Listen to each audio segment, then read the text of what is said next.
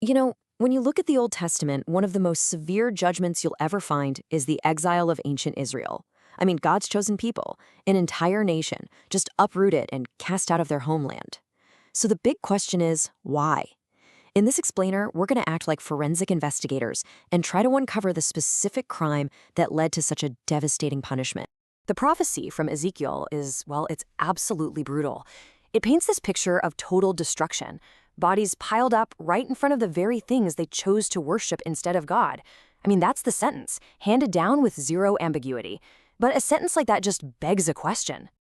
So the official charge is idolatry. But honestly, that's a deceptively simple word. To really get why the punishment was so extreme, we have to treat this like a cold case. We need to dust for prints, examine the evidence, reconstruct the whole crime scene, and figure out the motive behind this massive national betrayal. Okay, so any good investigation starts with the language of the official report. The prophet Ezekiel didn't just use generic words for false worship. Oh no, he chose specific, gut punch, and frankly shocking Hebrew words to describe what was going on. And these words, they're our first set of clues. First up in our evidence locker, the crime scene itself. These were the bamotes, or high places. Now, these weren't just random hills. They were purpose-built, dedicated ritual centers. You can almost think of them as competing franchises of worship, popping up all over the landscape, designed to pull people away from the one true temple in Jerusalem. So let's zoom in on that crime scene. We find these structures called chamonim. For a long time, people just translated this as incense altars, but we now know they were probably more like little chapels or shrines. So we're not just talking about a few objects here. These were entire buildings dedicated to pagan worship. And now we get to the main piece of evidence, the murder weapon, if you will, the idols themselves. Ezekiel uses this very special, very derogatory term for them, gilulim. This is not your standard neutral Hebrew word for a statue. No, this word was loaded with pure disgust. So what's so special about this word? Well, this is where it gets really shocking. Scholars think Ezekiel basically invented a slur. He took a Hebrew root word for dung or feces, and he twisted it into a new, deliberately offensive term for these idols. He wanted his audience to see them as literal pieces of filth. And he was absolutely relentless with it.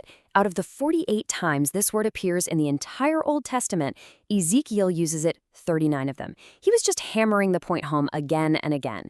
In God's eyes, these weren't just lifeless statues, they were disgusting, worthless pieces of filth.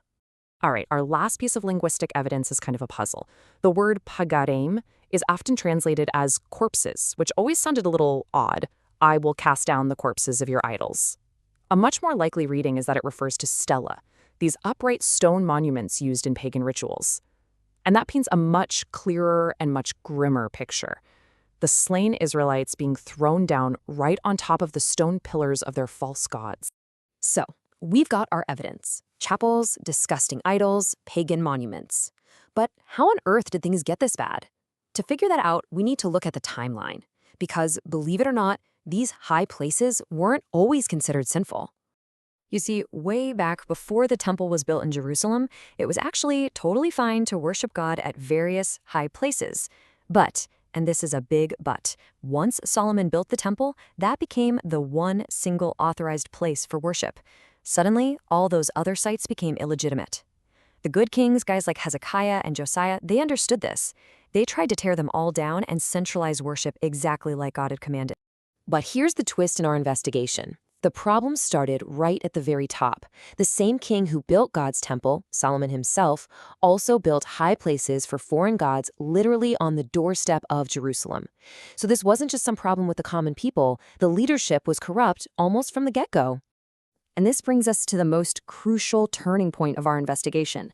The trigger for the exile wasn't just that some people were committing idolatry. It was the specific kind of idolatry that finally broke the covenant and pretty much forced God's hand. And right here, this is the crucial distinction. The prophets weren't losing their minds over the little figurines people might have kept in their homes. Yeah, that was wrong. But their real fury was aimed at state-sponsored paganism. We're talking officially approved, royally funded cults built right in Yahweh's sacred territory. This wasn't just a minor offense. This was high treason against their divine king. And if you're looking for the smoking gun, well, this chart is it. In the 8th century BC, you see about 15 biblical condemnations of idolatry. But in the 7th century, when state-sponsored idolatry exploded in Judah, right next door to the temple, that number just skyrockets to 166. The prophets went absolutely ballistic because this wasn't just sin anymore, it was an official invasion of God's sacred space. So, to sum up our findings, the ultimate crime wasn't just the existence of idolatry, it was the institutionalization of it. It was the monarchy, the leadership, using their God-given authority and resources to build and approve these abominations in the very city God had chosen for himself. That was the point of no return. So the judgment was total, the crime was clear, and the punishment was exile. Case closed, right? Well, not exactly. Even in this incredibly dark chapter, Ezekiel's prophecy has a surprising twist, a little glimmer of hope hidden among all the ruins. God promises to leave a remnant. Even as he pours out his fury, he makes a special provision to save a small group. The whole idea was that in exile, away from everything, they would finally remember him. They'd become disgusted by what they had done and finally understand the truth of his warnings. This remnant is what made a future return even possible. It shows that God never completely gives up on his plan. When you boil it all down, this entire case comes down to one core concept: believing loyalty. See, idolatry wasn't just about bowing to a statue. It was about where the nation placed its ultimate trust.